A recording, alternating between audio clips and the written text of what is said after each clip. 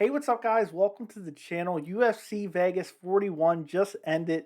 The main event was Paulo Costa versus Marvin Vettori, and this was an absolutely amazing main event. And this is going to be my post-fight reaction to that main event. So you know the story coming in. Paulo Costa came in overweight, said I can't make 185. Was originally supposed to be at middleweight, and Marvin Vettori said I'll fight you at any weight. Supposedly they agreed on 195 catch weight. And unfortunately, for whatever reason, Paulo Costa couldn't make 195 either. So this middleweight fight took place at light heavyweight. It was officially a 205 fight.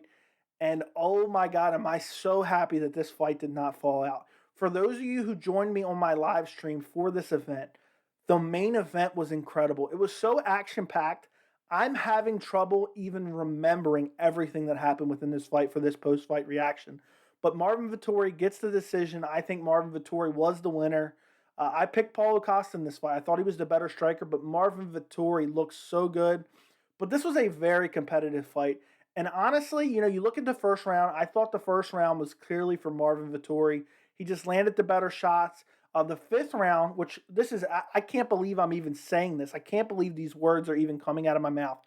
Paulo Costa won the fifth round. Who would have thought that? Now, as far as 2, 3, and 4, I personally had them for Vettori, but 3 and 4 was very close, and 2 was Vettori, but also kind of close as well. Now, this fight was just crazy. In the second round, Costa hurt Vettori badly, went for the finish. He threw a high head kick that snuck behind the guard. The toes hit the back of the head or right around the ear. It wasn't a totally illegal strike or anything like that, but it hurt Vettori. He went after him, was swarming him, and wasn't able to get the finish. And soon after that, he accidentally eye poked Marvin Vettori, and the referee broke him up. It wasn't a super crazy bad eye poke, but it was enough, to cause an effect on Vettori. The referee broke him, and I could not believe it. The referee took a point. Now, I've always been more in favor of referees taking points, quicker. But in this case, I just didn't think it warranted at that time. It wasn't like a super egregious eye poke where it was really bad, where Vettori was really damaged and compromised from it. And I know it shouldn't have happened, but both guys, in the replay, you can see both guys with their fingers outstretched. So second round could have easily been a 10-8 for Marvin Vettori just because of the point deduction. But you could also have given that round to Paulo Costa, so it could have been a 9-9 round. But, in this fight, Vettori's combinations looked good. And for the vast majority of this 5-round fight, Marvin Vettori was pressing Paulo Costa. Who would have ever thought that? Vettori has some great pressure, but Costa has some of the best pressure in the game. He was walking down Yoel Romero, which was absolutely insane to me. And Vettori was backing Costa up against the cage and just landing great strikes. He had a good jab. He was landing the left straight all day.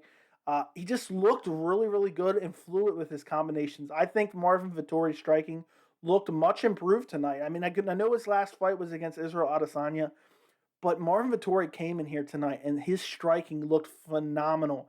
And besides the striking for Marvin Vettori, which obviously looked very, very good, his toughness and durability was insane.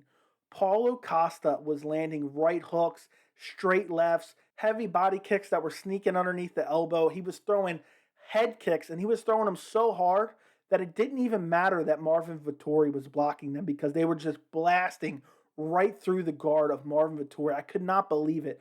And then at the end of the fight, Marvin Vettori looked like he hadn't even been in a fight. He barely had a mark on his face. His body wasn't that red, and his legs weren't that beat up either. And in this fight, Paulo Costa really utilized 3 techniques so well. He was blasting the inside leg of Marvin Vettori. He was blasting the body kick, and he was blasting the head kick over and over and over again. And he landed some good punches with the hands. And I think it was the third round that Paulo Costa actually took Marvin Vettori down. There was a scramble. Paulo Costa looked for a guillotine and even went to his back looking for like a 10-finger guillotine. I could not believe it. Marvin Vettori snuck out, ended up in the guard of Costa for the last minute of the round. I think it was the third round. I could have these mixed up just because how crazy the fight was. But ended the round. I think it was in the second round where Vettori actually got a takedown on Costa. This fight was just so back and forth. Vettori looked great in this fight. Costa looked great in this fight. And, just to see the fact that Marvin Vettori was not only able to pressure Costa, but in the clinch, he held his own in this fight. I thought Paulo Costa was the bigger fighter, even if they made 185. And the fact that he didn't even cut weight and he sprung it on Marvin Vettori so short notice, I thought Paulo Costa was going to have a huge size advantage over Marvin Vettori. But Marvin Vettori in the clinch was pressing Costa against the fence and controlling him. And I just really thought in these particular situations, I thought Paulo Costa would have a massive advantage, but he didn't. Marvin Vettori just looked amazing everywhere tonight.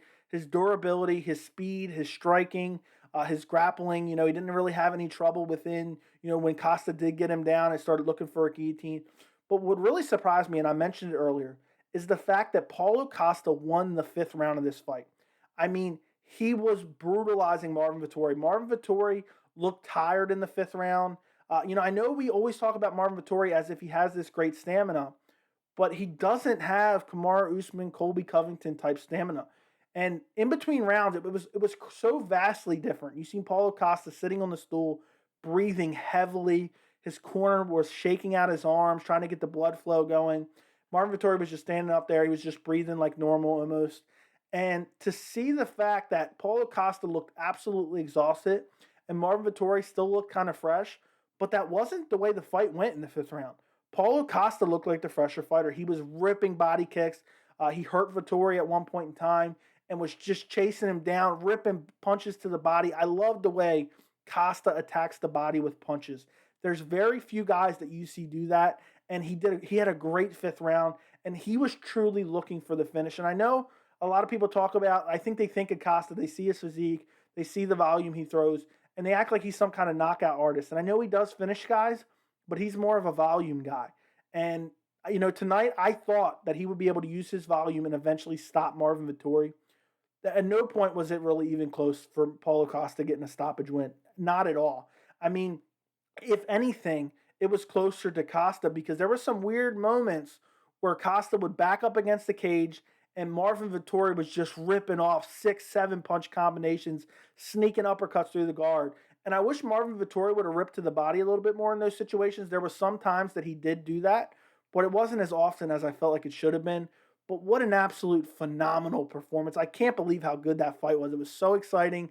It was back and forth throughout. But overall, I just really think Vettori got the 1st through the 4th round. I mean, the 2nd, the 3rd, and the 4th were very close, but I scored them all for Vettori. And the 5th round I thought was clearly Costa. Who would have ever thought that? So I don't know what was going on with Costa going into this fight. Maybe he was injured. Maybe he was just trolling and playing games, which was incredibly unprofessional, not making weight. But if Costa was injured going into this fight, and that's why he had these weight issues, what a performance. And I really believe neither guy's stock goes down in this fight because it was an incredible performance by both guys. I mean, Costa never packed it in. And there was a couple times Vettori landed hard shots on Costa's chin. And also Vettori landed some hard body kicks on Costa as well. And Costa didn't look hurt at all. He just ate it. He just completely ate it. And that's the same thing Vettori did. I could not believe what we were watching when both guys were slinging everything they had at each other. And neither guy even really looked hurt. The only time there was a guy that truly looked hurt was when Costa snuck in that head kick right behind the ear and just wobbled Vettori a little bit. But this didn't even last for that long. I mean, Vettori was pretty much fine maybe 30 seconds later, and he wasn't like falling all over the place, like Kevin Lee versus Edson Barboza. And even in the later rounds, I thought if it went 5 rounds, I thought Costa may even get stopped by TKO in the 4th or 5th round. But that's not what happened here. Costa was throwing fast, hard techniques all the way up until the end of the 5th round. And I thought it was a great performance. Neither guy's stock goes down at all in this fight. But I wonder, kind of what's next for these guys because you have Paulo Costa has this massive weight miss. People are wondering, what's going on with him. There's supposed he may never be able to fight at middleweight again. Dana White and the UFC may not let him. But how can you hate Costa after a performance like that? And I know a lot of people were saying it's time to cut Paulo Costa. And I wasn't happy with what he did, but with the whole weight thing in this fight. But how can you want to cut Paulo Costa after that? He's one of the most exciting fighters on the roster. I don't know if he'll stay at 205 now or he'll be forced to stay at 205, but he's one of the most exciting fighters. But now he's on a 2-fight losing streak. He lost to Adesanya, now he's lost to Marvin Vettori. Then as far as Marvin Vettori goes, Marvin Vettori gets a big win over Paulo Costa, but he's no closer to fighting Israel Adesanya again. He has 2 losses to Israel Adesanya.